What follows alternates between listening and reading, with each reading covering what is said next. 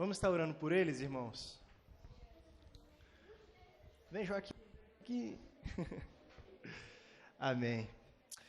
Deus, nós queremos abençoar, Pai, a vida das nossas crianças diante da Tua presença. Pai, que ali, Pai, na salinha, elas sejam instruídas pelo mover do Teu amor, pela Tua graça, Pai. Que o Senhor, Pai, cuide delas, Pai. Que o Senhor também, Pai, use, Pai, os professores ali, Pai, para estar trazendo a revelação do Teu amor, da Tua palavra, Pai, no coração de cada uma delas, Pai. Que elas experimentam do Teu amor, da Tua graça, do Teu poder, Pai. Nós o abençoamos, Pai, e pedimos que o Senhor os proteja, os livre de todo o mal, Pai. No nome do Senhor Jesus, amém e amém, ó Deus. Felipe Barros estará trazendo a palavra para nós, nosso pastor.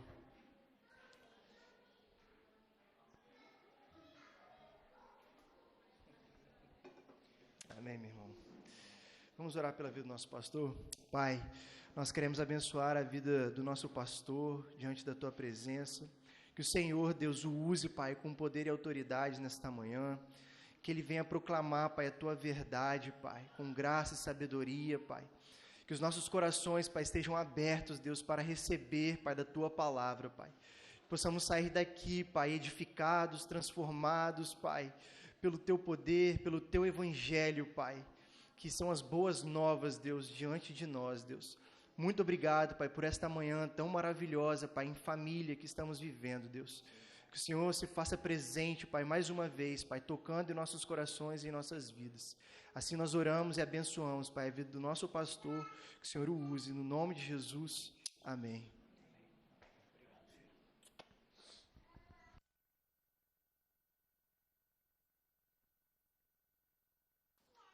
Amém. Bom dia, irmãos. Bom dia, irmãos.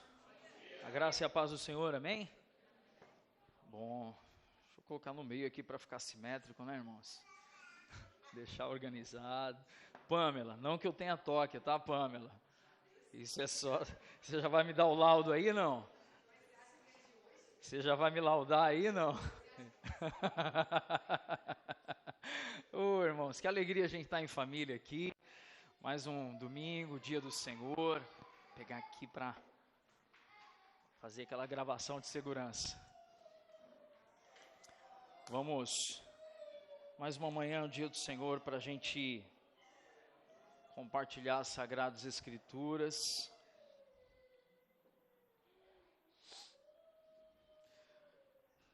Quantos tiveram uma semana quente aí, irmãos? Tiveram a semana quente? Nos dois sentidos, né? Gente, Vitória estava um calor brabo, mas também muito trabalho, muito estudo, muitas demandas. E é curioso, porque quando a gente vê, como a gente se reúne nos domingos pela manhã, a gente vê o efeito da semana de cansaço no rostinho dos irmãos. Por outro lado, olha, quando a gente considera, quando a gente leva em consideração o fato de que a gente está vendo um feriadão, a gente consegue dar um... A gente consegue dar um gás maior porque sabe que vai conseguir dar uma descansada depois, né? E se a gente colocar isso devidamente posicionado no nosso coração, a gente consegue levar uma vida terrena com dedicação profunda, porque a gente sabe que em Cristo a gente tem o descanso verdadeiro, autêntico que a gente precisa. Ouviram isso, irmãos? Então a gente consegue ter não apenas uma semana de seriedade, a gente consegue ter uma vida de firmeza, porque a gente sabe que em Cristo nós encontramos perpétuo descanso. O nosso descanso, irmãos, não estará em uma lápide. O nosso descanso está em uma pessoa que tem nome, a saber, Cristo Jesus. Você ouviu isso, irmão? Amém? Então, por que você está dizendo isso, pastor? Porque está tudo bem, você está cansado, irmão. Olha para mim aqui, irmãos. Olha bem para mim aqui. Está tudo bem, você está cansado. Tá tudo bem, muitas vezes, você não querer fazer muito barulho. Irmãos, para quem trabalha com barulho, o maior descanso é ficar calado, irmãos. Eu trabalho o dia inteiro ouvindo o som da minha voz, gente. Tem hora que eu só quero ficar em silêncio, eu não quero me ouvir. A minha voz está me irritando, entendeu? Mas aí quando a gente para e pensa de que em Cristo nós temos o descanso que carecemos, a gente consegue manter acesa essa esperança e permanecer nesse lugar de descanso, ainda que com a agitação no ambiente externo. Amém, irmãos? Eu quero trazer essa palavra para a gente começar a nossa manhã de hoje na mensagem. Quantos estão animados pela série de exposição em Filipenses aí, irmãos? Amém? Eu estou bem feliz de podermos hoje iniciar o livro de Filipenses. Semana passada a gente leu sobre Atos 16. Quem lembra o que estava lá em Atos 16, irmãos? O que a gente compartilhou semana passada em Atos 16? Que é uma expressão que a gente usa muito aqui entre nós, né? O que a gente trouxe na semana passada? Quando a igreja de Filipos estava sendo o que, irmãos? Plantada. A plantação da igreja de Filipos. E hoje a gente vai começar trazendo aquilo que aconteceu 10 anos depois. Porque a igreja foi plantada. O apóstolo Paulo passou por Filipos depois de um tempo, foi embora. E 10 anos depois, o apóstolo Paulo agora em Roma, aprisionado, porque ele faz menção do pretório, menção dos da casa de César. Então, de acordo com essa escrita de Paulo, a gente compreende que Paulo estava preso em Roma, e agora ouvindo falar dos irmãos em Filipos, ele com seu coração cheio de terno amor, ele escreve uma carta, que é unanimidade entre os grandes teólogos, que é chamada de a Carta da Alegria. Vocês já ouviram essa expressão ou não, irmãos? A carta de Filipenses, já pode começar a anotar aí, até mesmo antes da gente ler e orar. Eu quero chamar a sua atenção para isso. A carta que Paulo escreveu aos irmãos filipenses foi chamada de a Carta da Alegria. E por quê? Porque estava tudo bem ou não, irmãos? Paulo estava onde, irmãos? Paulo estava na prisão, mas a relação entre o apóstolo Paulo e os irmãos em Filipos produzia no apóstolo Paulo uma imensa alegria. Por isso que a tônica da carta era uma tônica de alguém que está naturalmente, em algum momento tendo que corrigir, em algum momento tendo que instruir, em algum momento tendo que reorientar, contudo, era uma carta regada a muita alegria. Amém, irmãos? Vamos vamos abrir ali em Filipenses capítulo 1, vou ler na NAA, Filipão. E à medida que você encontrar, conforme nós temos praticado entre nós, vamos fazer a leitura de pé. Pode ficar aí, Graça, tranquila. É o Benjamin? Vamos ler Filipenses 1. E dessa vez, irmãos, deixa eu até externar para os irmãos o que nós vamos fazer de diferente em relação à série de João. Nós não faremos necessariamente o capítulo inteiro, mas nós faremos porções e vamos essa forma que escolhemos de falar sobre o sermão expositivo, nós vamos expor porções das Escrituras. E hoje nós vamos de Filipenses 1, de 1 a 11. Amém, irmãos? Vamos juntos? O que está dizendo aqui? Paulo e Timóteo, servos de Cristo Jesus, a todos os santos em Cristo Jesus, inclusive bispos e diáconos que vivem em Filipos. Que a graça e a paz de Deus, nosso Pai, e de nosso Senhor Jesus Cristo estejam com vocês. Dou graças ao meu Pai por tudo o que lembro de vocês, fazendo sempre com alegria súplicas por todos vocês em todas as minhas orações. Dou graças pela maneira como vocês têm participado na proclamação do Evangelho, desde o primeiro dia até agora, estou certo de que aquele que começou a boa obra em vocês há de completá-la até o dia de Cristo Jesus. Aliás, é justo que eu assim pense de todos vocês, porque os trago no coração, seja nas minhas algemas, seja na defesa e confirmação do Evangelho, pois todos vocês são participantes da graça comigo, pois Deus é testemunha da saudade que tenho por todos vocês, no profundo afeto de Cristo Jesus.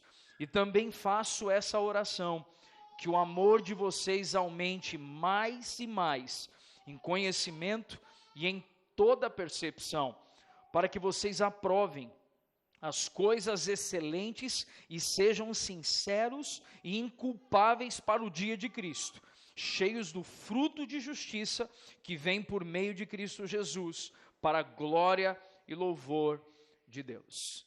Amém? Vamos orar mais uma vez, irmãos. Feche seus olhos aí, se quiser colocar a Bíblia no assento. Vamos falar com o Senhor mais um instante. Paizinho, nós te louvamos, te rendemos graças e te bendizemos por mais uma manhã de domingo, mais um dia do Senhor, onde temos a oportunidade de trazer a nossa memória, que foi em uma manhã de domingo que o Senhor, levantando dentre os mortos, inaugurou uma nova humanidade, a qual o Senhor nos escolheu para incluir nessa nova humanidade, Senhor. Foi por causa da tua ressurreição, em uma manhã de domingo, que nós podemos hoje viver em novidade de vida, Senhor, sabendo que, embora estejamos nesse mundo, não somos mais escravos do diabo, embora vivamos neste mundo, não mais temos aqui paixão e amor por este mundo, mas aguardamos as coisas eternas que estão escondidas em Cristo e disponíveis a nós. Por isso, nesse momento, mais uma manhã, Senhor, em que estamos aqui reunidos como parte da igreja invisível aqui na terra, nos debruçando, Pai, sobre a Bíblia, sobre as Sagradas Escrituras. Queremos pedir, Pai, que o Senhor derrame sobre nós espírito de sabedoria e revelação acerca de quem o Senhor é, para que possamos, ao te conhecer, nos tornar cada dia mais semelhantes a ti, Jesus. Que nós não sejamos aqueles que têm mais informações e argumentos teóricos, mas sejamos aqueles que, ao observar a Escritura, recebemos do Senhor revelação, para que possamos avançar na obra da regeneração em Cristo Jesus. Por isso, nesse instante, Pai, toda turbulência na mente, toda inquietação no coração, Pai, toda aflição na alma, que tudo isso possa, nesse instante, descansar diante daquele que é o príncipe da paz. E o Senhor, como príncipe da paz, apaziguando o nosso interior, que tenhamos uma mente, Senhor, livre, para compreender os mistérios que já nos são revelados por meio de Cristo Jesus.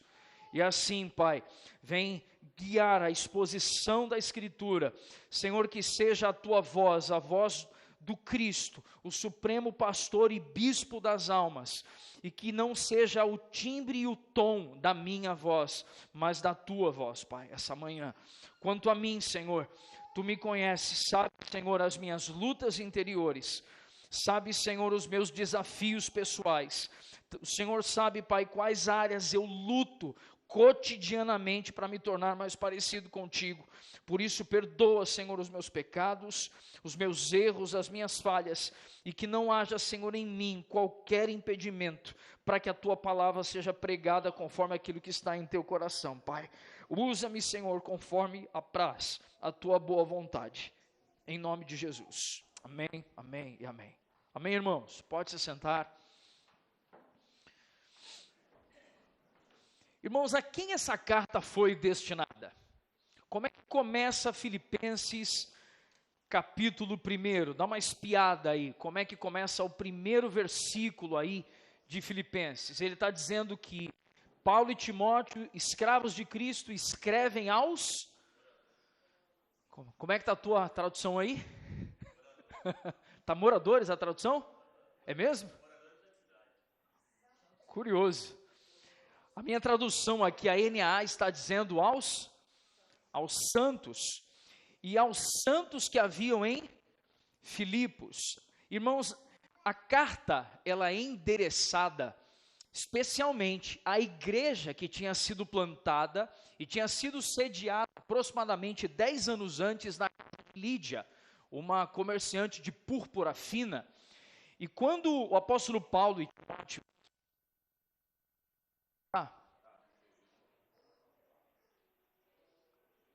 Será que é porque eu deixei no bolso? Vamos deixar aqui fora do bolso. Vamos ver. A quem que essa carta foi destinada? Aos santos que haviam em Filipos. A igreja que estava reunida ali. A igreja, ela é um povo separado, não para viver em um gueto espiritual, isolado e escondido, mas a igreja, os santos, eles são separados para viver por meio de Cristo Jesus. Eu quero começar trazendo aqui uma reflexão para nós, que quando nós usamos a expressão santo, nós abordamos isso na época que falávamos ainda na minha casa, em Hebreus. Os santos são aqueles que são o que, irmãos? Que são separados. Contudo, a expressão separado não está falando que nós viveremos alienados, que nós viveremos sem nos relacionar com a sociedade de modo geral. Mas a expressão santo está falando que é aquele que é separado para estar em comunhão com Deus e não em comunhão com as trevas. Eu posso estar no mundo sem ter o que, irmãos? Comunhão com o mundo.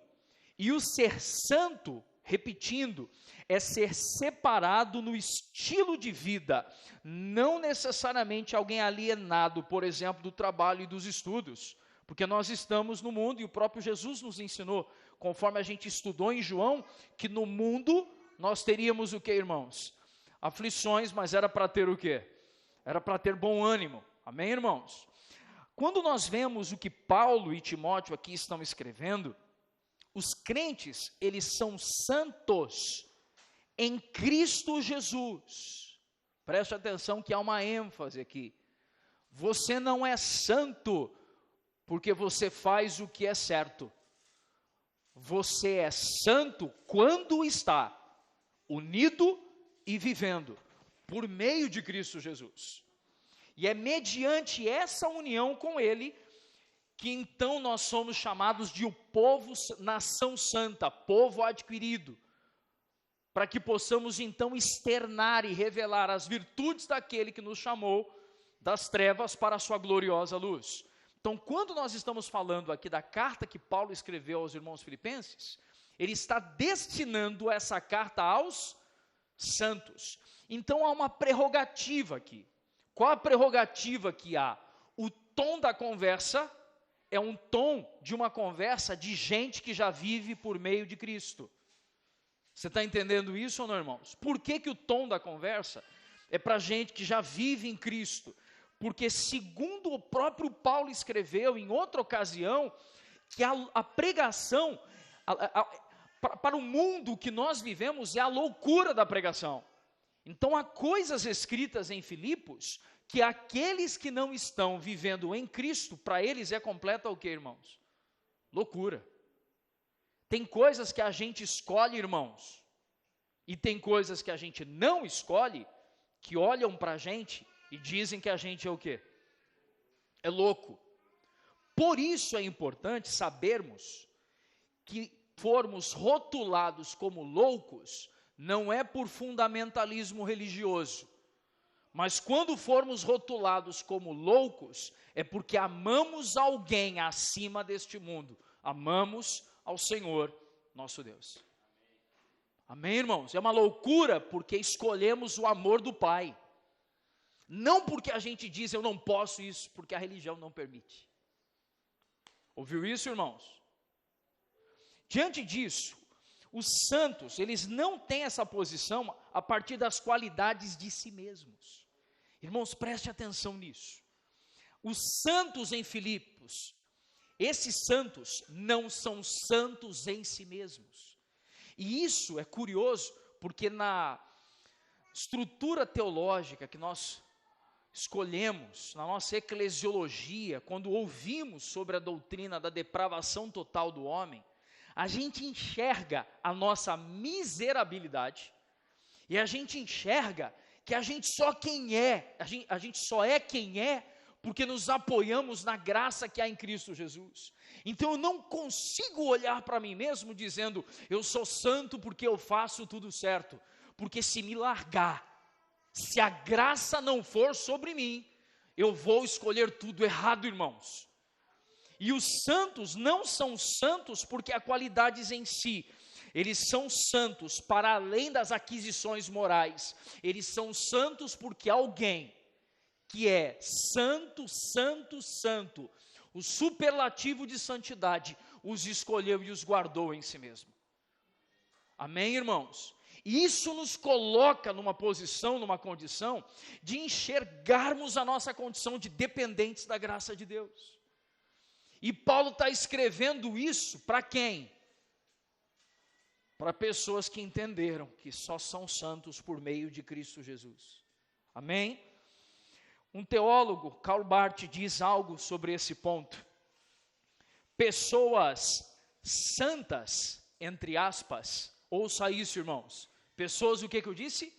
Santas, entre aspas, são pessoas não santas, que mesmo sendo não santas, foram entretanto separadas, reivindicadas, requisitadas por Deus, para estar com Ele, para seu próprio louvor e sua própria glória. Santos são originalmente não santos, mas escolhidos pelo Senhor para viverem nas boas obras que Ele traçou para nós desde antes da fundação do mundo. Amém, irmãos? Isso planta no nosso coração algo. Isso arranca a soberba, a vaidade e a arrogância do moralismo, irmãos. Porque a gente descobre que se em Cristo está meio ruim ainda, imagina se fosse totalmente sem Cristo, irmão.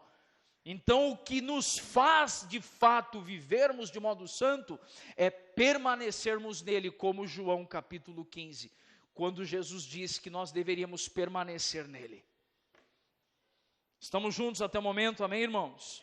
Agora, uma curiosidade, nós estamos falando então sobre uma primeira coisa, sobre uma vida piedosa.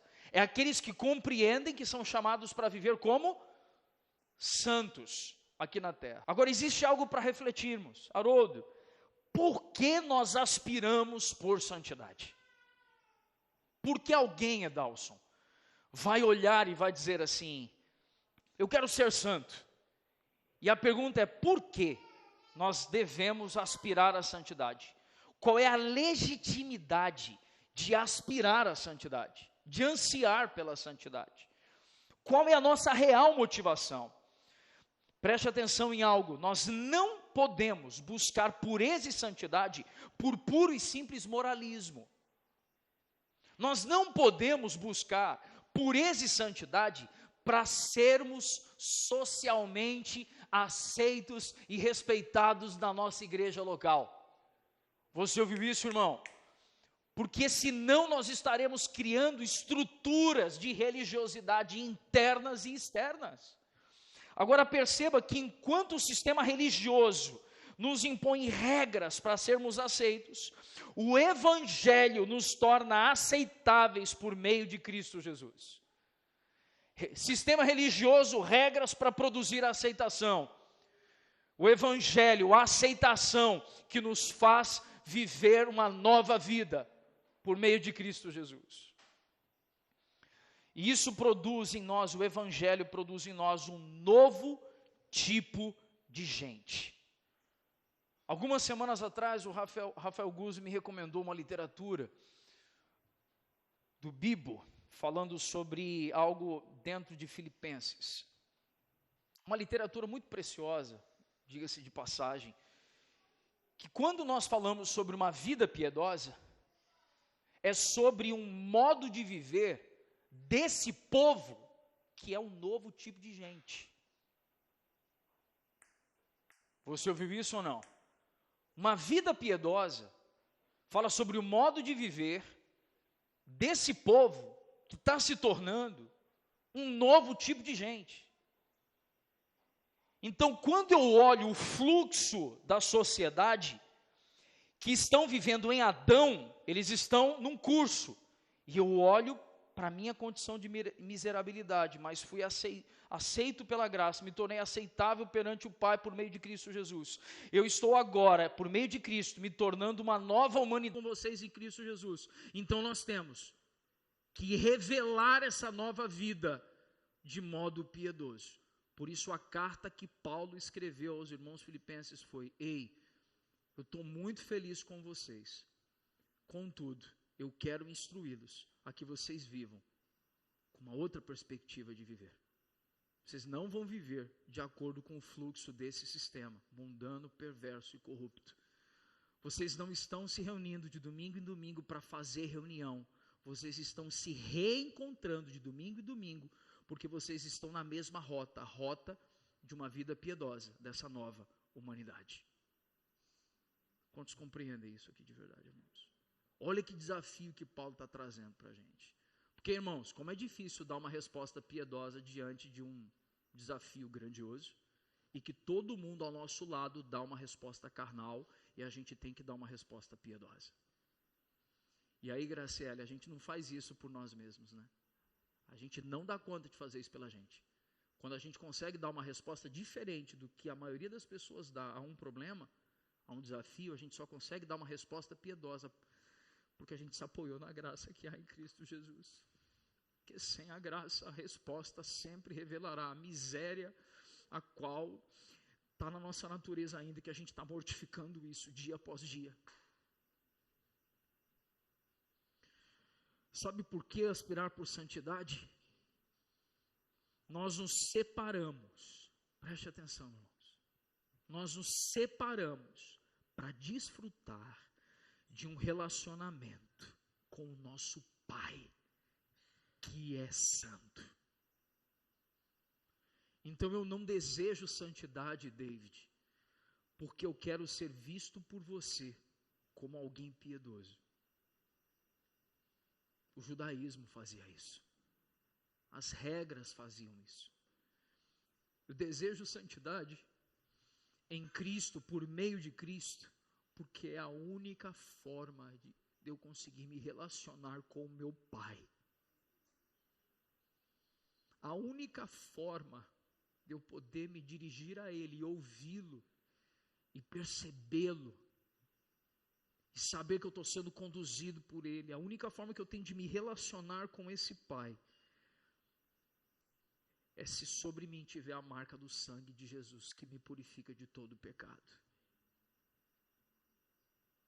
Então, quando nós falamos aos santos que há em Filipos, nós estamos falando de gente que está escolhendo muitas vezes um caminho de perseguição, um caminho tortuoso, porque eles ansiavam por continuar se relacionando com o seu Pai. Eles não queriam parecer corretos para a colônia romana de Filipos. Os irmãos lembram disso? Que Filipos tinha o status de que eu disse semana passada? Tinha status de colônia romana, então tinha uma espécie de corte, tinha a língua, tinha a moeda de Roma, tudo isso, a pompa, o glamour de Filipos. Então, quando nós falamos dos irmãos filipenses, eles não estavam desejosos de viver de modo santificado para receberem elogios de Roma e de Filipos, mas a ânsia deles era por estarem ligados ao Pai. Essa era a ânsia deles. Diante disso, existe algo que começa a ser versado nos versículos 3 em diante, que começa a falar sobre comunhão. Porque se o propósito da santidade é produzir comunhão, Paulo começa com esse chamamento, e no verso 3 em diante ele começa a falar mais profundamente sobre comunhão. Agora preste atenção, quando ele fala no verso 3, todas as vezes que penso em vocês, dou graças a meu Deus, sempre que oro, peço por todos vocês com alegria, pois são meus cooperadores na pregação das boas novas, desde o princípio e até agora. Paulo está dizendo que essa igreja tinha com ele uma relação de comunhão. Ouviu essa expressão ou não, irmãos? Agora, quando nós falamos sobre comunhão, quais são as coisas que vêm à nossa mente? Vou dar um exemplo aqui.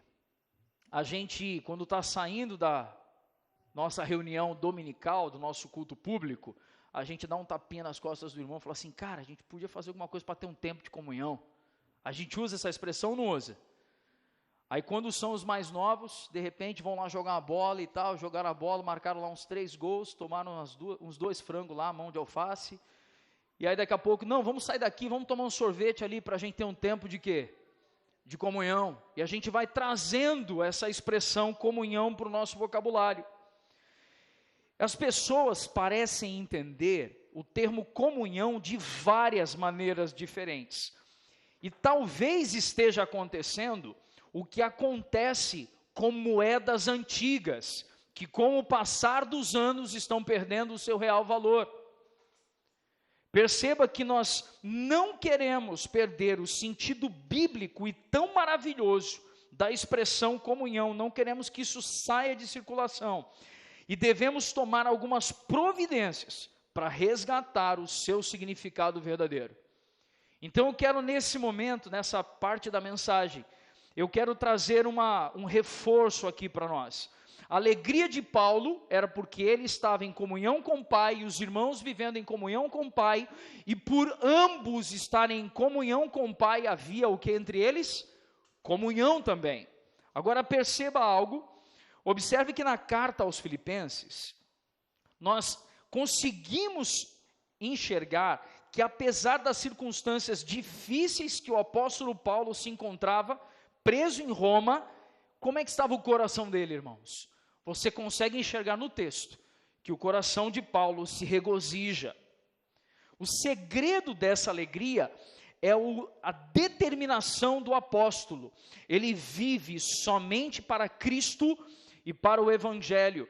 Mas a pergunta, de onde vem essa determinação do apóstolo Paulo? Segundo diria Wiersbe, a determinação de Paulo é porque ele diz, o que acontece comigo não importa, desde que Cristo seja glorificado e o Evangelho levado a todos.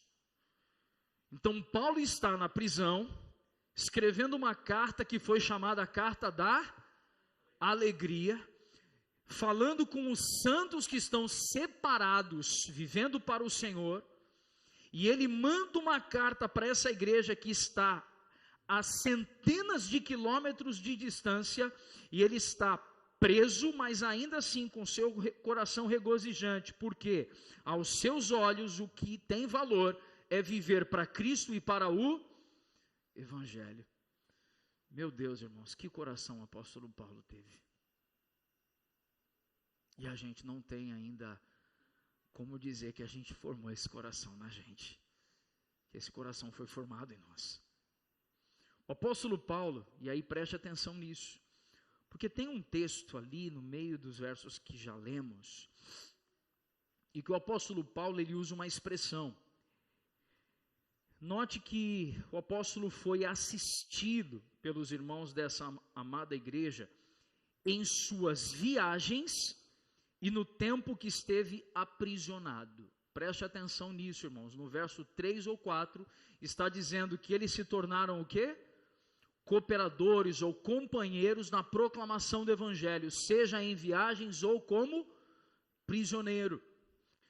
Sobre esse assunto, Wiersbe faz uma consideração. Ele diz assim, o termo cooperação, na verdade deixa eu até fazer uma pausa. Quando nós ouvimos a expressão cooperação, qual o sinônimo que vem à nossa mente na hora?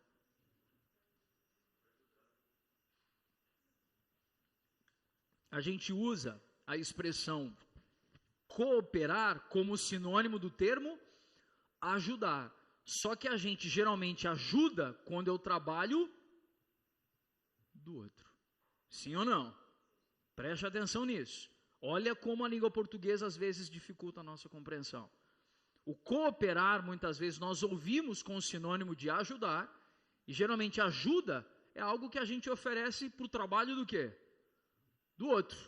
Agora preste atenção o que o Wiersbe, também analisando originais do grego, fez aqui como consideração. O termo cooperação também pode ser traduzido por comunhão, que significa simplesmente ter em comum. Mas a verdadeira comunhão cristã é muito mais profunda do que apenas fazer uma refeição ou jogar futebol juntos. Muitas vezes, aquilo que pensamos ser comunhão é, na verdade, apenas amizade ou um bom relacionamento entre conhecidos. Não podemos desfrutar comunhão com alguém a menos que tenhamos algo em comum. E no comunhão cristã, isso significa ter a vida eterna dentro do coração. A menos que a pessoa tenha aceitado Jesus Cristo como seu Salvador, não tem conhecimento algum da comunhão no Evangelho. Irmão, comer junto é bom, é importante? Sim ou não? Sim. Jogar bola e tomar um sorvetinho juntos depois é conveniente, apropriado ou não? Sim, mas isso não é determinante para a comunhão, isso é parte integrante. Porque, segundo nós estamos vendo, sabe quando que a igreja passou a ter comunhão com o referido apóstolo? Quando ela passou a assumir, quando ela passou a tratar as dores de Paulo como as suas dores, a jornada de Paulo como a sua jornada, o trabalho de Paulo como o seu trabalho. Quem viajava era Paulo, mas quem impulsionou e deu sustentação ao trabalho de Paulo foi a igreja. Os irmãos estão compreendendo isso ou não? Quando a igreja passou a olhar Paulo e dizendo, a sua dor e o seu trabalho é a minha dor e o meu trabalho. De fato, essa igreja tinha comunhão com Paulo. Por isso que Paulo escreveu com tanta alegria, irmãos. Paulo não estava alegre porque tinha recebido recursos dos irmãos. Paulo estava alegre porque tinha para si o coração dos irmãos. Você ouviu isso aqui ou não, irmãos? A alegria de Paulo é porque ele tinha irmãos de verdade. Essa era a alegria de Paulo. Diante disso, a verdadeira comunhão cristã, ela é muito mais do que ter o nome no hall de membros e comparecer na reunião. Eu tenho comunhão com os irmãos lá da família Betânia, que eu sou membro da igreja, né? Irmãos, comunhão vai para além disso. Preste atenção aqui. É possível estar fisicamente próximo das pessoas e espiritualmente distante delas. Uma das fontes da alegria cristã é a comunhão que os irmãos têm em Cristo Jesus. Paulo estava em Roma, preste atenção nisso, Paulo estava em Roma, e seus amigos estavam a quilômetros de distância, contudo, havia uma comunhão espiritual entre eles. E isso faz a gente pensar, gente. Vamos falar um negócio sério aqui. Irmãos, eu tenho, na minha trajetória, morei um ano em São Mateus, morei alguns anos em Mucuri, quando já casado, já com a família formada. E muitas vezes eu tenho um bom amigo em Mucuri, que os irmãos já ouviram falar dele, que é o pastor Vander Tinoco. Tem 2 anos e meio que eu não vejo o pastor, que eu não vou lá a Mucuri. Mas às vezes a gente troca mensagens, grava um áudio, liga, bate um papo, e a impressão que dá é que a gente estava trocando uma ideia presencialmente semana passada, irmãos. Porque geralmente quando ele liga perguntando, e aí, cara, como é que está o coração do pastor aí? Como é que está a plantação da igreja? Está precisando de alguma coisa? Como é que você está? Está em dores? Está chorando? Está alegre? Como é que está? Então eu tenho alguém que mesmo geograficamente distante, eu sei que a minha vida está nas orações dele. Você entende isso ou não, irmãos? E isso produz entre nós uma profunda comunhão espiritual. E aí quando a gente se encontra muitas vezes, parece que a gente nunca esteve distante geograficamente. Porque há uma profunda comunhão autêntica, genuína e verdadeira entre nós. E detalhe, irmãos, teologicamente somos muito diferentes. Você ouviu o que eu disse ou não? Teologicamente nós somos muito diferentes.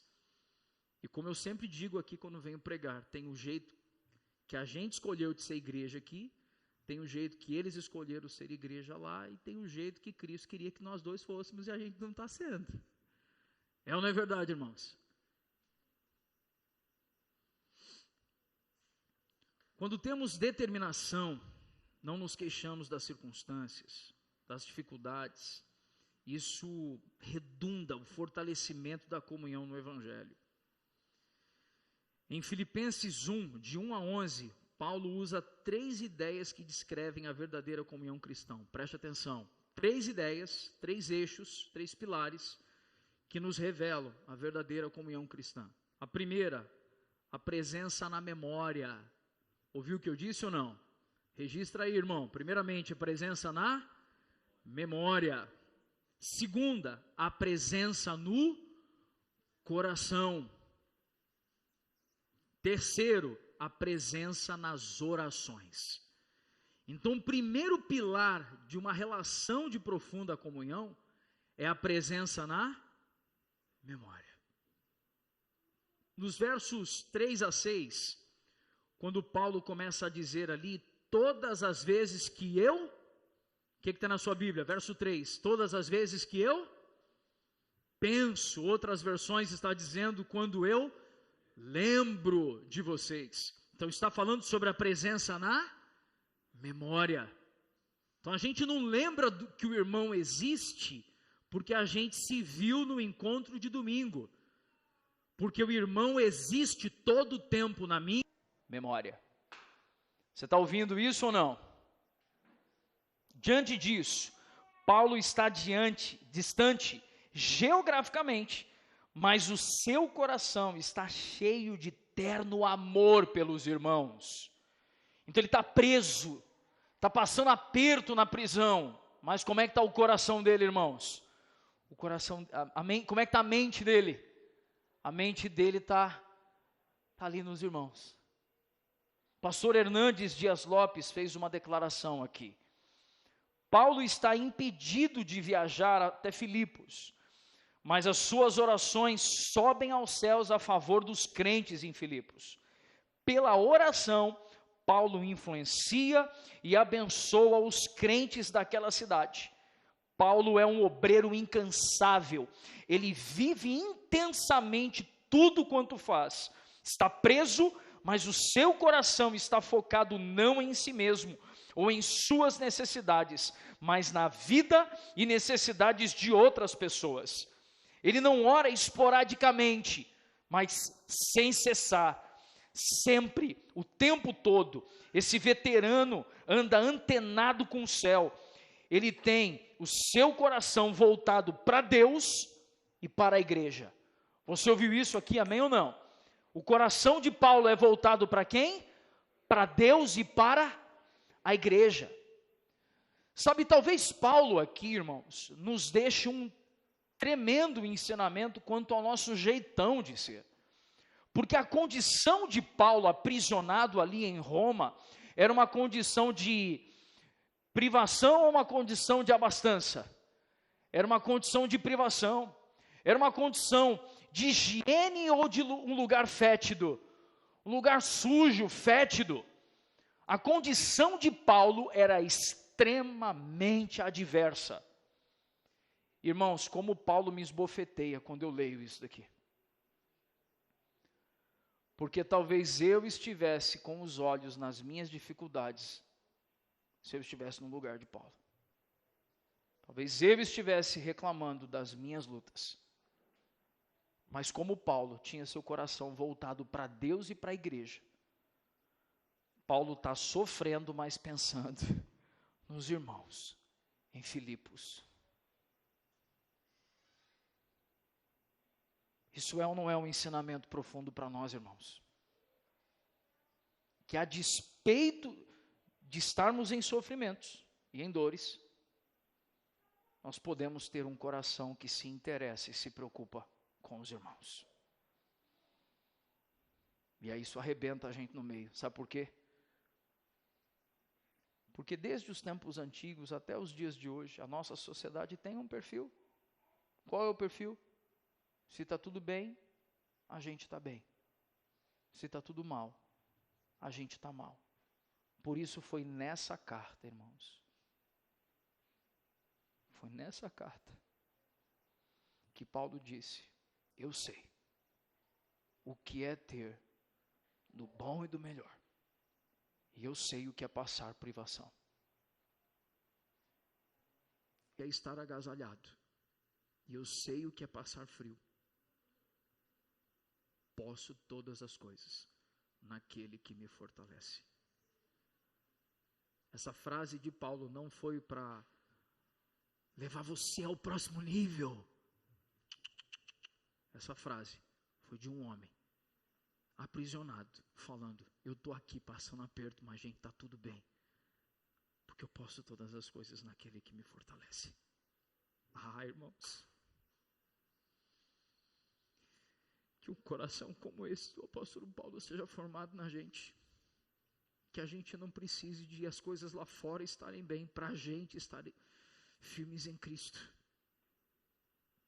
Quando o pastor Hernandes escrevendo aqui, ele disse: Paulo vive intensamente tudo quanto ele faz.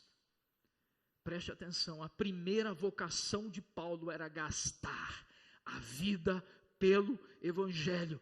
Então, até que, mesmo que tudo dê errado, isso daqui não vai dar, eu escolhi gastar a minha vida pelo Evangelho. É impressionante ver Paulo pensando nos outros, não em si mesmo. Enquanto o apóstolo aguarda o seu julgamento em Roma, os cristãos de Filipos lhe vêm à memória e ele se alegra com as recordações que tem deles. Irmão, preste atenção nisso. Um homem em dores, ele está lembrando dos irmãos em Filipos, das coisas que ele viveu de precioso com aqueles irmãos, e está trazendo essas coisas à memória com alegria. Sobre isso, o Wiersbe nos confronta a algo aqui. Preste atenção que aqui é pauleira, irmão. Aqui eu até mudei a expressão. Eu geralmente uso que o Wiersbe mencionou, declarou, né? Aqui não, aqui o Wiersbe nos confronta a algo. Ao ler Atos 16, descobrimos que algumas coisas que aconteceram a Paulo em Filipos poderiam ter deixado lembranças tristes.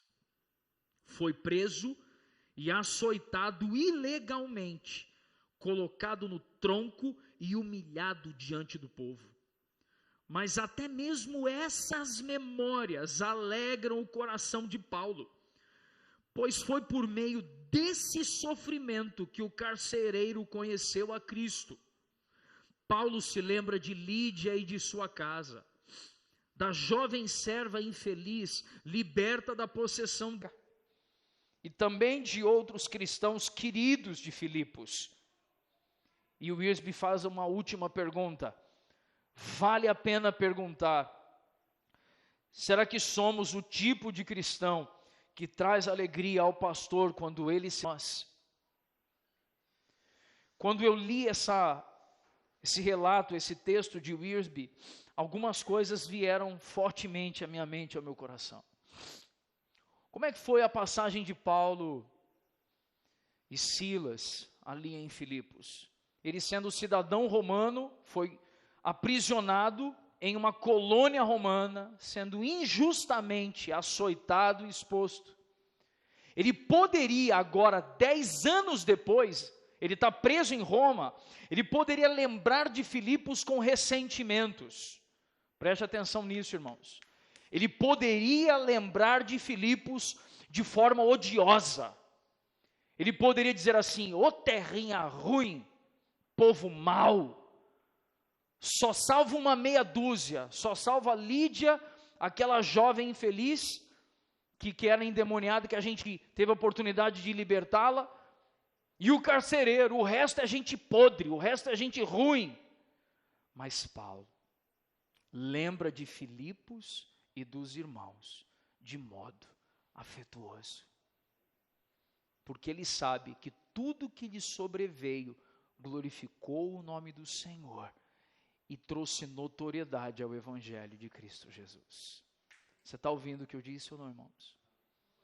E quando o Wiersbe fez a sua última pergunta aqui, eu me vi refletindo sobre a minha relação com os irmãos de Curitiba, com outros pastores, amigos que têm voz em meu coração.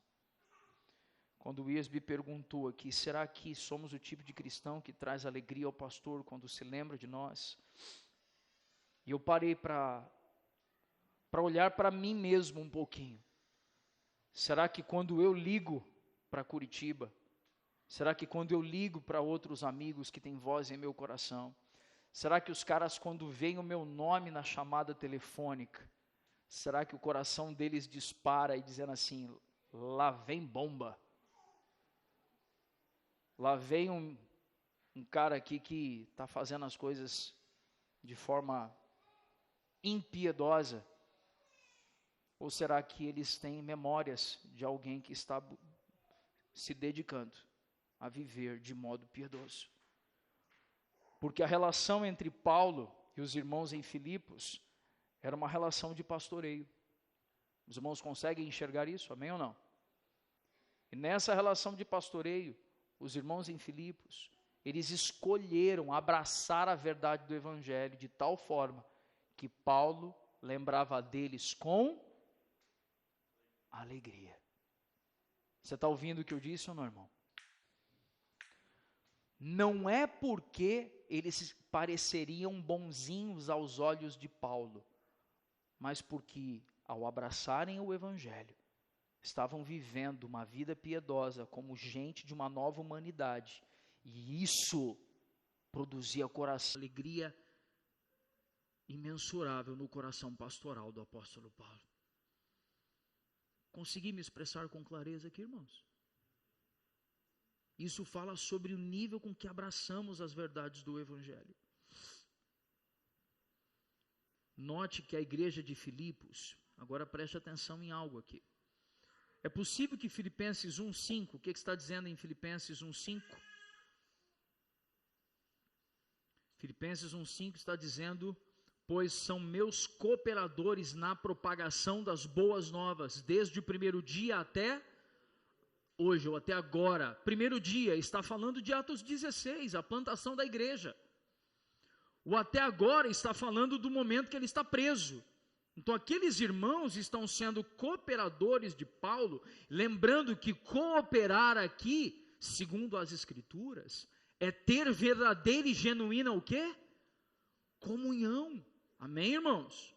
Eles estão então cooperando com Paulo por 10 anos, desde a plantação da igreja. E agora note algo.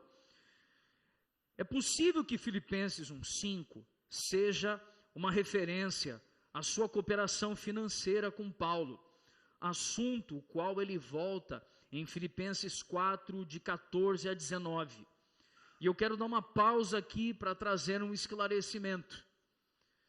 É possível que Paulo estivesse nessa carta não agradecendo a generosidade no quesito recursos, mas agradecendo o gesto. Por que isso? E há uma coisa cultural que talvez a gente não compreenda. Como são os prisioneiros no nosso país e em várias prisões em outros países? Os prisioneiros normalmente são sustentados pelo Estado. Então o prisioneiro tem as suas 3 ou até mesmo 4 refeições por dia, ele tem banho de sol, ele tem um lugar para lavar as suas roupas, ainda que haja uma precariedade no sistema carcerário, mas o Estado se coloca como um interventor para suprir as necessidades de um prisioneiro. Os irmãos estão ouvindo isso com clareza ou não? Mas naquele tempo, nas prisões romanas, os prisioneiros não eram sustentados pelo poder público, mas por familiares e ou amigos próximos.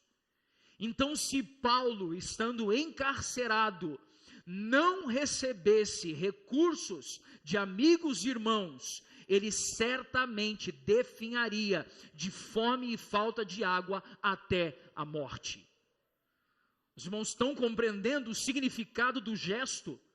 Então, quando ele está dizendo, a minha alegria é que vocês cooperaram comigo desde o princípio até agora, Paulo está dizendo, quando eu estava em viagem, vocês me abençoaram para eu poder continuar viajando. Agora que eu estou encarcerado e eu podia estar perto da morte, vocês escolheram suprir as minhas necessidades, me amando até esse lugar absurdamente indesejável. Quantos estão compreendendo até aqui com clareza? Ralph Martin diz que, enquanto os filipenses lembravam-se de Paulo em suas necessidades, Paulo lembrava deles em suas orações. Olha a relação de comunhão, está vendo, irmãos? Olha a relação de preocupação mútua. Quando nós vemos no verso 6 do capítulo 1, que aquele que começou a boa obra, ele é fiel para completá-la até o dia de Cristo. Quantos aqui já ouviram essa expressão várias vezes aí? Já? Irmãos, tem coisas que a gente às vezes é um mau uso, né, irmãos? É um mau uso. Quem nunca foi num encontro de casais, e aí pegaram o violãozinho, Deus começou boa obra em mim. Lembram disso ou não? Não lembra? Ah, não é da sua época, né, Pamela? Tá bom, já entendi a piada. Já entendi. Não há problemas com a canção, irmãos. Está tudo certo. Não há problemas em cantá-la em encontro de casais. Está tudo certo. Mas sabe qual é o problema? É que usando isso só em encontro de casais, a gente não entende que esse versículo está falando de uma obra muito maior. Preste atenção em algo aqui, irmãos. A expressão boa obra aponta para a obra de Cristo em nós. E a obra de Cristo em nós é em todos nós. Há 3 tempos distintos da salvação. Preste atenção nisso. Há 3, o que eu disse? Tempos distintos da salvação. Quanto à justificação, já somos salvos. Tudo bem? Vou repetir. Quanto a o que eu disse? Justificação, nós já somos salvos. Cristo, o Cordeiro imaculado e perfeito, ele morreu por nós, sendo nós ainda pecadores, e ele nos justificou, não por causa da nossa obra, mas por causa da justiça divina, porque ele é justo. Amém, irmãos? Então, quanto à obra da justificação, nós já somos salvos. Com respeito à santificação, estamos sendo salvos. Aqui é gerúndio, tudo bem? Quanto à obra do que eu disse? Da santificação, nós estamos o quê? Sendo salvos. Por isso que o apóstolo Paulo, em outro contexto, disse que nós deveríamos desenvolver a nossa salvação. Aí tem gente que fica confuso, mas eu sou salvo, não é? Não, peraí, a salvação tem quantos tempos? 3 tempos. No que tange a justificação, nós já somos salvos. No que tange a santificação, nós ainda não somos perfeitos. Amém ou não, irmãos? Então nós estamos sendo salvos, estamos aperfeiçoando a nossa salvação. Contudo, no que diz respeito à glorificação, que é o ato final, na glorificação nós seremos salvos. E quando recebermos, como é o dele, o ato ali final da glorificação, o dia de Cristo, a obra terá sido completa. Quantos irmãos estão compreendendo essa perspectiva aqui? Amém? 3 tempos então para a salvação. Quanto à justificação, nós já fomos salvos. Quanto à santificação, estamos sendo salvos. E no que diz respeito à glorificação, seremos salvos, porque o nosso corpo ainda é imperfeito. Quantos compreenderam isso, irmãos? Aí agora, quando você pegar uma outra carta de Paulo que está falando sobre desenvolver a salvação, você não assusta. Por que você não assusta? Porque nós estamos falando aí da obra da Santificação. Quantos compreenderam até o momento, irmãos? 1 João 3,2, se você quiser anotar. 1 João 3,2 diz que seremos semelhantes a Ele, porque haveremos de vê-lo como Ele é. Então, no ato final, quando Deus, naquele dia, quando o Pai completar por meio de Jesus a obra em nós, teremos um corpo como é o dele, e então nós o veremos como Ele é. Veremos os seus olhos como chamas de fogo, irmãos.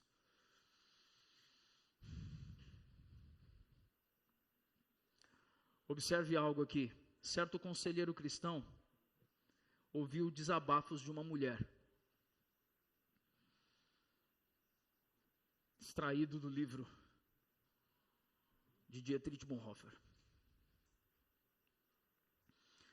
O relato diz o seguinte: estamos tendo certo atrito em casa, comentou com o conselheiro uma esposa preocupada. Não sei exatamente qual é o problema. O atrito pode ter duas causas, disse o conselheiro, e para exemplificar, pegou 2 blocos de madeira que estavam sobre a mesa. Ocorre quando um bloco se move e o outro não. Ou quando os 2 blocos se movem em direções contrárias. Qual é o seu caso? A mulher respondeu: preciso admitir que ultimamente minha vida cristã sofreu um retrocesso. Meu marido, no entanto, tem crescido na fé, reconheceu a esposa. Preciso voltar a ter comunhão com o meu Senhor. Sobre os desafios do tempo presente, irmãos, porque a gente aqui na terra ainda vai ter aflições. Amém ou não? Pastor Hernandes Dias Lopes disse algo. Aqui, nessa terra, aqui, ainda gememos sob o peso do pecado. Aqui, ainda vivemos em um corpo de fraqueza. Aqui, ainda somos um ser ambíguo e contraditório. Aqui, ainda estamos em muitas coisas. Contudo, quando Cristo voltar em glória, seremos transformados. A volta de Jesus e a consumação da nossa salvação são uma agenda firmada pelo Pai, e Ele levará a bom termo. Então, teremos um corpo de glória semelhante ao corpo de Cristo, e não haverá mais dor, nem pranto e nem morte. E o mesmo Deus que começou a boa obra é fiel para completá-la em nós até o dia de Cristo. Você está entendendo que Paulo está fazendo algo aqui, irmãos? Paulo, o encarcerado, está escrevendo e dizendo para aqueles irmãos assim: tirem os olhos do que é temporal e terreno e ponham os olhos naquilo que há em Cristo Jesus. É o que Paulo está fazendo aqui. Primeiramente, Paulo os trouxe em sua memória. Em segundo nível, Paulo os traz agora em seu coração. O amor profundo de Paulo por seus amigos não é algo que ele escolheu disfarçar ou esconder.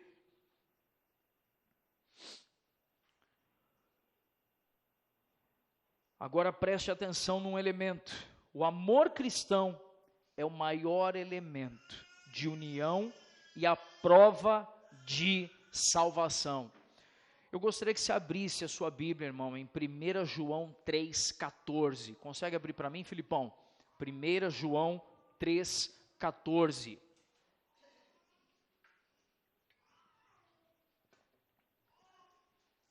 João 3,14. Diz assim, os irmãos encontraram, amém? João não é, 1 João, lá no finalzinho, tudo bem? 1 João 3,14. A Escritura nos diz assim: nós já sabemos que passamos, volta para nós aí. Nós já sabemos que passamos da morte para a vida, porque amamos os irmãos. Quem não ama, permanece na morte. Sabe o que esse versículo nos permite inferir, nos permite afirmar? Este versículo nos permite afirmar que o amor cristão é a maior prova de alguém que é salvo. Você ouviu o que eu disse ou não, irmão?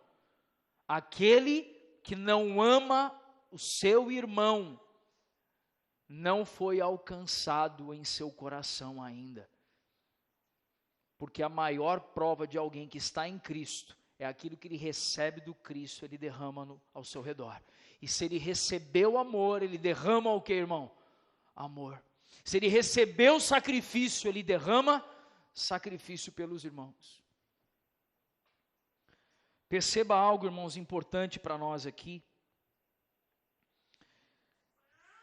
Como saber que estamos verdadeiramente ligados a outros irmãos em amor?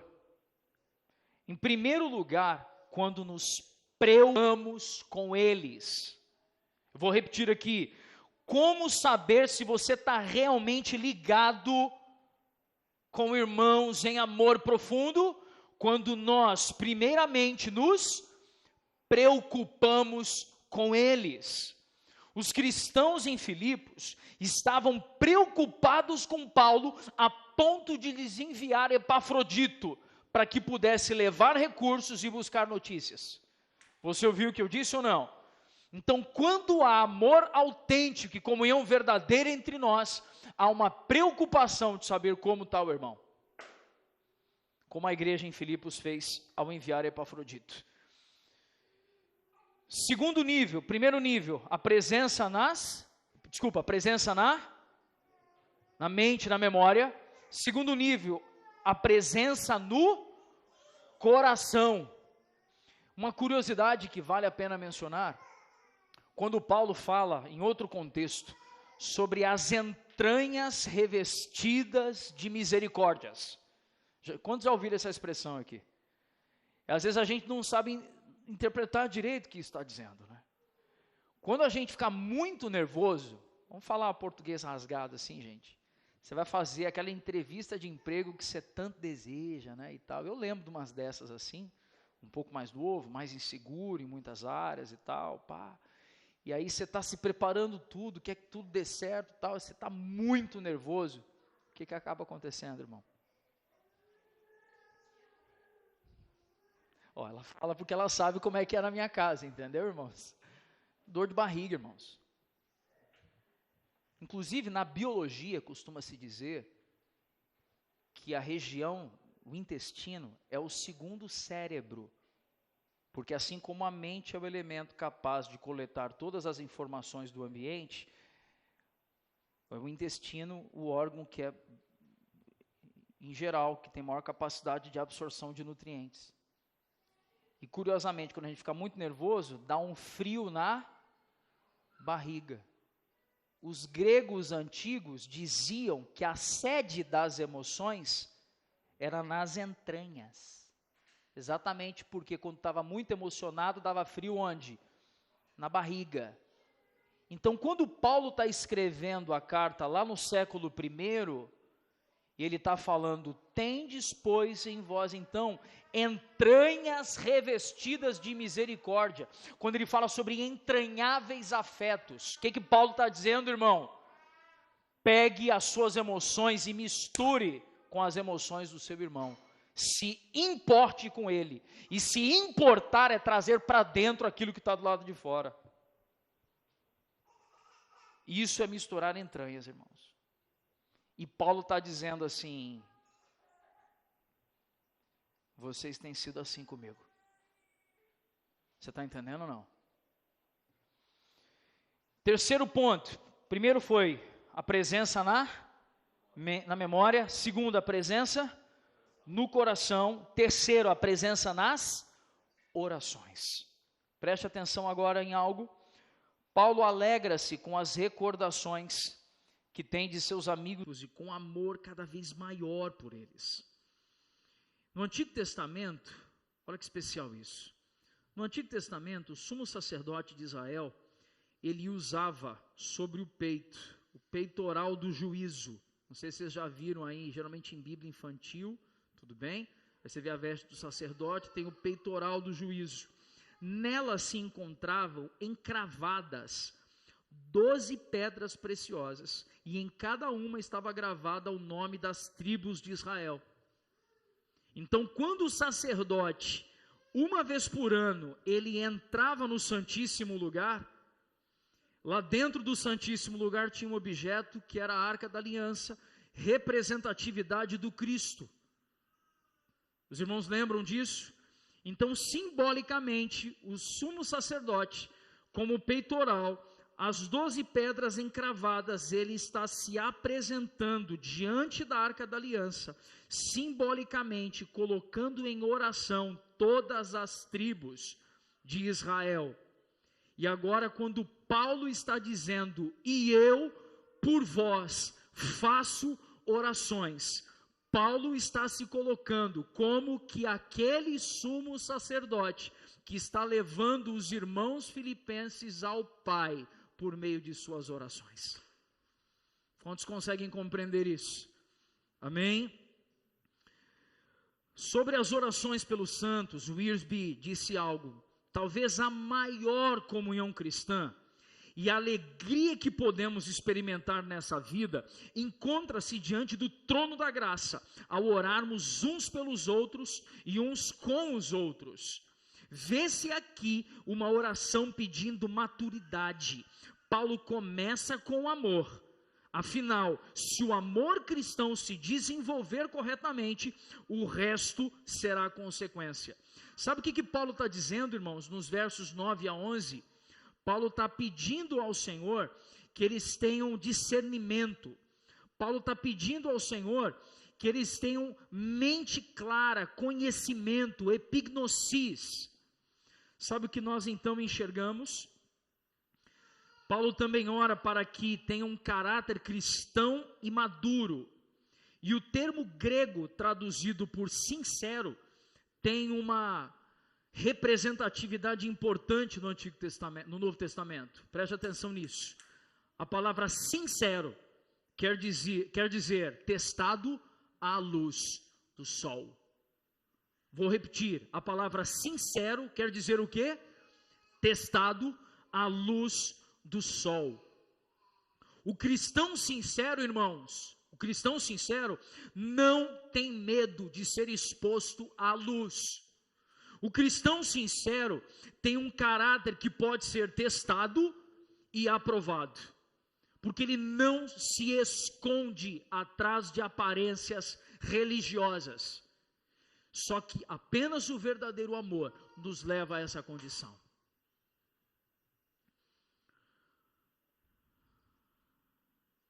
Paulo fala sobre frutos. E quando Wiersbe usa uma expressão aqui, a árvore frutífera não faz barulho. Vou repetir aqui. A árvore o quê? Frutífera não faz barulho enquanto produz a sua safra. Apenas permite que a vida interior trabalhe de maneira natural, redundando em frutos.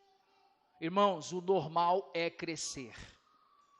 A gente está vendo os bebezinhos, a gente está vendo as crianças crescendo, e esses dias revisitando algumas fotos de quando a gente estava lá em casa ainda, apareceu uma foto com o Joaquim aprendendo a andar. Apareceu uma foto, esses dias apareceu no meu Google Fotos uma foto com o João, no meu joelho assim, segurando o joelho, na perna. E ninguém grita para esses meninos crescer. O normal de quem se nutre é crescer. O normal para um cristão que se alimenta das Sagradas Escrituras e vive piedosamente é crescer. Se não há crescimento, irmãos, tem algo errado com a gente e a gente precisa se arrepender. O Wiersbe continua dizendo: a diferença entre o fruto espiritual e a atividade religiosa humana é que o fruto glorifica a Cristo. Sempre que alguém faz algo pelas próprias forças, há tendência de vangloriar-se. O verdadeiro fruto espiritual é tão lindo e maravilhoso que ninguém é capaz de assumir o crédito.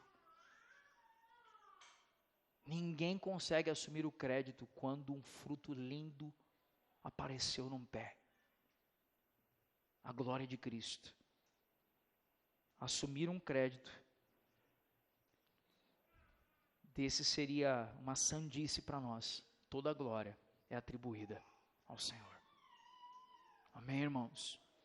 Nós estamos vendo um Paulo feliz, dizendo assim: esses irmãos estão na minha memória, esses irmãos estão em meu coração, e esses irmãos estão em minhas orações.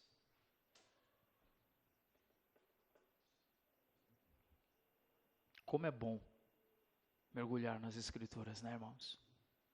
Como é bom. E aí vem a pergunta: nós já estamos vivendo esse negócio aqui, não? E aí, irmão, a gente já está vivendo esse negócio ou não? O que vocês acham? Ainda não, né? Está longe, não está? Mas falta um cadinho ainda, né? Como diz o mineiro, né? Falta um cadinho, né?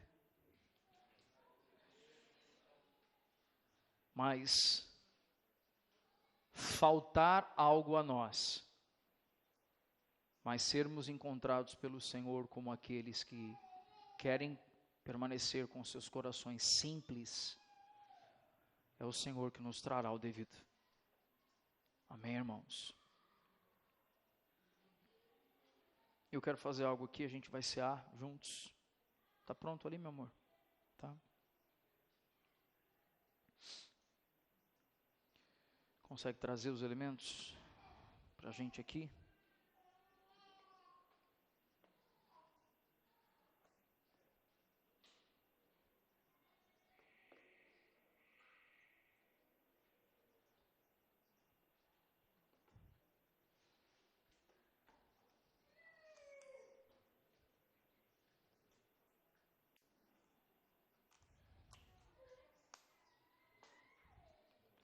Estou de ajudante novo hoje.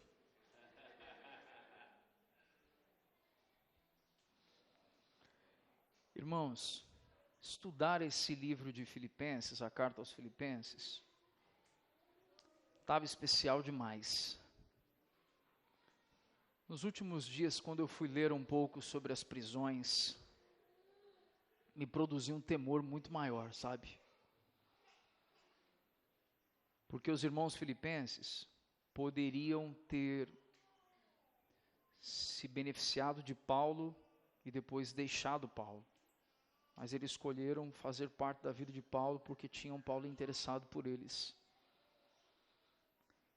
Paulo já estava sendo mal falado. Paulo estava sendo tratado como um criminoso. E os irmãos simplesmente escolheram tratar Paulo como ele era. Isso fala sobre um tipo de família, um tipo de igreja, onde a gente não trata os irmãos com parcialidade, mas a gente escolhe estar presente na vida dos irmãos, ainda que eles falhem, ainda que eles errem. E a gente fala muito sobre meritocracia, sobre alguém fazer o que é certo para eu poder estar junto. No primeira fumaça que dá, a gente rompe, a gente descarta. Que não seja assim entre nós, irmãos. Que não seja assim entre nós. Se tivermos que trabalhar por meio da disciplina eclesiástica, a fim de corrigir o curso de um irmão, a fim de ele desenvolver a salvação, o faremos. Mas que possamos tratar todos os irmãos de modo piedoso. Seja esse o nosso estilo de vida. Amém, irmãos? Haroldo, Adriana, vocês me acompanhariam aqui?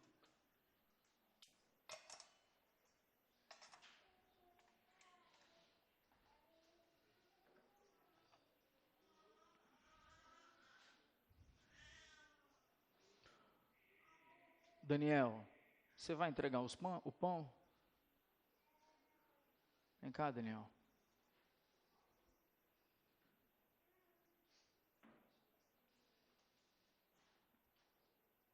Samuel, pega o violão para nós. Net, você entrega? Suco de uva. Vamos orar, irmãos. Vamos estar em pé.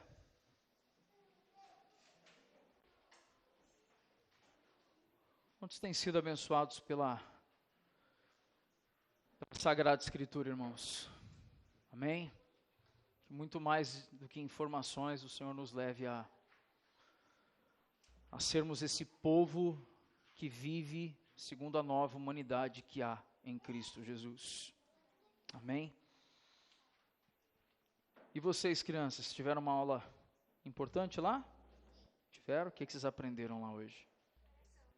Sobre oração. Uau, muito bom. Você está bem, Mari? É? E a Elisa está bem? A outra Elisa também? Vamos apresentar o Senhor, irmãos. Quando a gente fala sobre ceia, lembrando algo que nós temos ensinado, a ceia, ela é um dos sacramentos da igreja. Dentro desse sacramento, nós compreendemos a importância de discernirmos o corpo de Cristo. E ontem, em especial, quando eu estava mandando mensagem nos grupos lá, falando sobre a ceia, lendo a introdução do livro Comunhão, do Dietrich Bonhoeffer, uma das coisas que nós precisamos enxergar é que quem não deveria comer do pão ou beber do cálice? Não deveria comer do pão e beber do cálice todos aqueles que estão comendo e bebendo por não discernirem o corpo de Cristo. Quero levar você a uma reflexão, irmão. Nós falamos hoje sobre ter. Paulo tinha os irmãos de Filipos na sua memória, no seu coração e nas suas orações.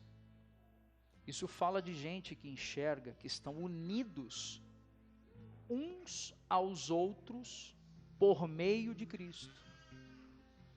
E todas as vezes que em nosso coração, com a nossa língua, com a nossa boca, com o nosso olhar, com as nossas atitudes frívolas, todas as vezes que nós ferimos a unidade que há em Cristo, nós estamos então dividindo o corpo por qualquer motivo. Esse é o motivo faz com que pessoas estejam comendo o pão e bebendo o cálice indignamente, porque em Cristo não há divisão. Consigo me expressar com clareza, irmãos? Por isso, tão importante para nós enxergarmos que o discernir o corpo é compreender que aqui, como disse Hernandes Dias Lopes, eu citei na mensagem, neste corpo a gente vai ter problemas, irmãos. Contudo, eu quero que o meu irmão tenha a mesma esperança em Cristo que eu tenho. Você ouviu isso, irmãos? Eu quero que o meu irmão tenha em Cristo a mesma esperança que eu tenho. E com isso, a gente aprende a não falar o que não deve. A gente aprende a não pensar o que não deve. E dessa forma, estamos preservando a unidade do corpo de Cristo aqui na terra. Amém, irmãos? Como os irmãos já sabem, nós não privamos as crianças. Contudo, entendemos e respeitamos o posicionamento de cada família e cada pai quanto a isso. Amém, irmãos? Vamos falar com o Senhor, vamos orar. Paizinho, te louvamos e te bendizemos, te somos gratos por essa manhã, mais uma manhã de domingo, dia do Senhor, onde a gente pode primeiro desfrutar, Pai, de um compartilhar do Senhor como pão vivo que veio dos céus a nós, e agora, Senhor, podermos também cear, lembrando que o Senhor nos deu isso como ordenança, até que o Senhor venha, dizendo, porque o que eu recebi do Senhor, quando Paulo escreveu, também os ensinei, que Jesus, na noite em que foi traído, pegou o pão e o partindo, tendo dado graças, disse: esse é o meu corpo que é dado por vós, fazei isso em memória de mim. Mais um período que temos aqui de ceia, Pai, para lembrarmos do que o Senhor fez por nós na obra da justificação, faz por nós na obra da santificação e fará por nós na obra da glorificação, nos 3 tempos da salvação. Obrigado, Senhor. Apresentamos a Ti o pão e o suco de uva. Possamos ter aqui um tempo alegre de gratidão ao Senhor, Pai, em nome de Jesus. Amém. Podem entregar, por favor. Os irmãos vão pegando os elementos e aguardem para comermos e bebermos juntos. Amém?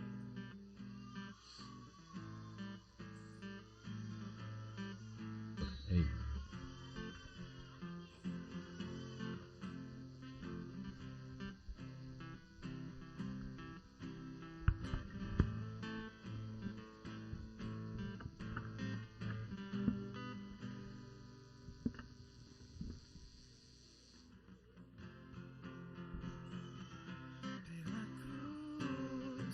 Chamou gentilmente, me atraiu e eu, sem palavras, me aproximo, quebrantado o seu amor pela cruz. Me chamou gentilmente, me atraiu e eu, sem palavras, me aproximo.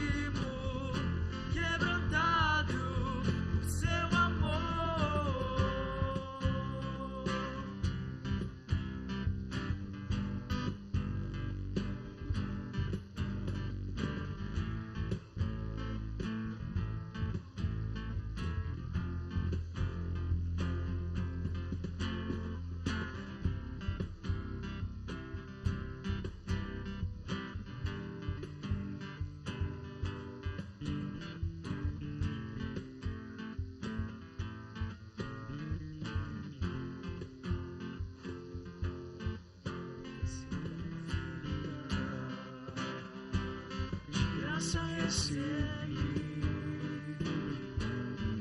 sua cruz,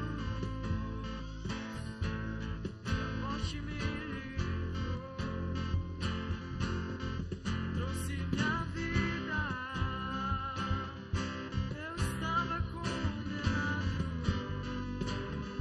mas agora pela cruz eu fui reconciliado.